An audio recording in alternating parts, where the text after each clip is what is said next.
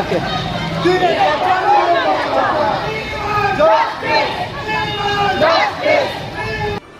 নমস্কার, আপনারা দেখছেন পানি ট্যাঙ্কি টাইমস। আরজিকর হাসপাতালে মহিলা চিকিৎসককে ধর্ষণ ও খুনের ঘটনায় দোষীদের ফাঁসির দাবিতে বাগডোগরায় মশাল মিছিল করল বাগডোগরা জাগরুক নাগরিক মঞ্চ।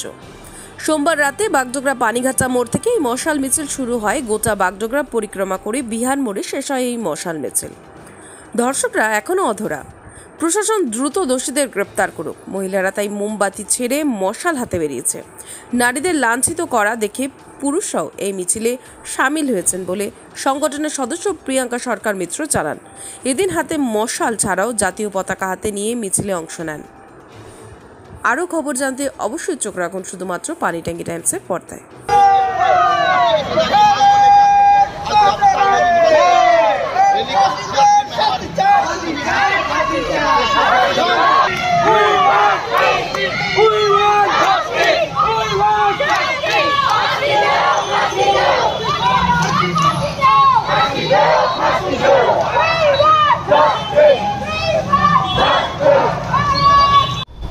আজকে বিশেষ কিছু বলার নেই।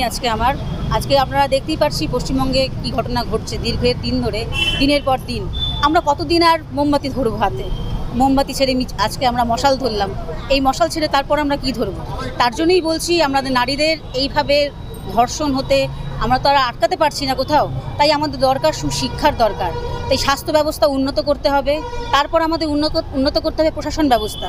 আজকে প্রশাসন যদি ঠিকভাবে বুঝতে পারতো বা ঠিক পরিচালনা করতে পারতো তার প্রশাসনিক দিকটা, তাহলে নিশ্চয়ই আজও এতদিন হয়ে গেল, আজও তো আপনার রেপিস্টটা এখনও কিন্তু অধরা, সবাই কেউ ধরা পড়েনি এখনও। কারো উপরে আমি দোষ দিতে যাচ্ছি না, দোষ দিতে যাচ্ছি একজনের সমাজের উপরেই দোষ দিতে যাচ্ছি যে আমরা সমাজরা সচেতন হতে হবে, নারীরা যেন এইভাবে আর অপমানিত না হয়। এই অপমানের জন্যই কিন্তু আজকে আমাদের হাতে মশাল আসছে। মোমবাতি ছেড়ে মশাল ধরাটা ঠিক নয়, তবু আমরা বলছি এই মশাল ছাড়খাড় করে দিবে। তাই প্রতিটা নারীকে আর দুর্গা হতে হবে না, প্রতিটা নারীকেই আমাকে কালী হয়ে দেখাতে হবে। আর আজকের এক বিশেষ দিন, আজকে রাখি পূর্ণিমার দিন। আজকে কেন আমরা আরজিকর নিয়ে পড়ে আছি? আরজিকরে সেই আমাদের তিলোত্তমার কি অবস্থা করেছে? একজন নয়, দুজন নয়, 5-6 জন মিলে তাকে এইভাবে তার মান সম্মান নিয়ে খেলেছে।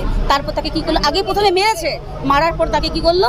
তার উপর তাকে ধর্ষণ করা হয়েছে। এটা কি ঠিক? কোথায় আমাদের মানবিকতা তো আজকে জলাঞ্জলি, সেই আজকে রসাতলে চলে গেছে। তার জন্য সবার কাছে আমার নিবেদন, বাগডোগরাবাসী সকলের কাছে, পশ্চিমবঙ্গবাসীর কাছে নিবেদন, আমরা তো প্রতিটা সন্তানের মা, আমরাও সন্তান ছিলাম।